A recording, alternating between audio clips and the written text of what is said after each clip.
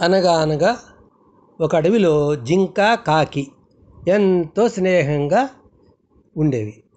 కాకి తనకు ఏమైనా తిరుబండారాలు దొరికితే జింకకు తెచ్చి ఇచ్చేది. అలాగే జింక కూడా తన మిత్రుడి కోసం కష్టపడి ఆహారం తీసుకువచ్చి ఇచ్చేది కాకి.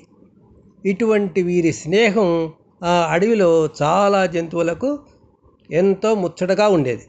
కానీ అదే అడవిలో నివసిస్తున్న నక్క మాత్రం వీరి స్నేహం అంటే కడుపు మంటగా ఉండేది. పైగా బలిసి ఉన్న జింకను చూస్తే దాని నోట్లో నోరూరుతూ ఉండేది.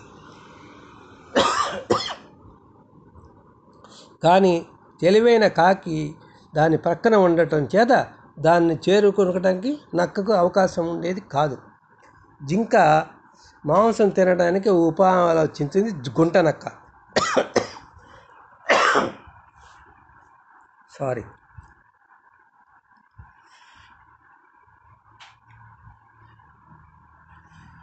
ఆనందంగా పచ్చిగడ్డి మేస్తున్న జింకకు కొద్ది దూరంలో నిల్చొని మిత్రమా అంటూ పిలిచింది. జింక ఆ నక్క వైపు చూసి ఎవరు నువ్వు అంటూ కోపంగా అడిగింది. నా పేరు సుబుద్ధి, నేను పక్క అడవిలో ఉండేదాన్ని.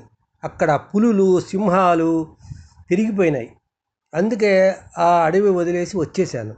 నువ్వు నాతో స్నేహం చేస్తావా అంటూ నమ్మకంగా అడిగింది గుంట నక్క. ఆ నక్క మాటలకు నమ్మి జింక తనతో పాటు నక్కను కూడా తీసుకొని వచ్చి కాకి నక్క గురించి చెప్పింది. అప్పుడు ఆ కాకి జింకతో మిత్రమా, మనకి పరిచయం లేని వాళ్ళు చెప్పే మాటను నమ్మకూడదు. అలాంటి వాళ్లను నమ్మటం వల్ల మొదటికే మోసం వస్తుంది సుమా అంటూ జింకను హెచ్చరించింది. కాకి హెచ్చరిక విన్న జింక మిత్రమా, నీవు నేను ఒకరికొకరం తెలియదు, కానీ మనమిద్దరం చేతులమయ్యాం కదా. అలాగే ఎవరితో అయినా స్నేహం చేస్తేనే కదా వాళ్ళు మంచివాళ్ళో చెడ్డవాళ్ళో తెలిసేది.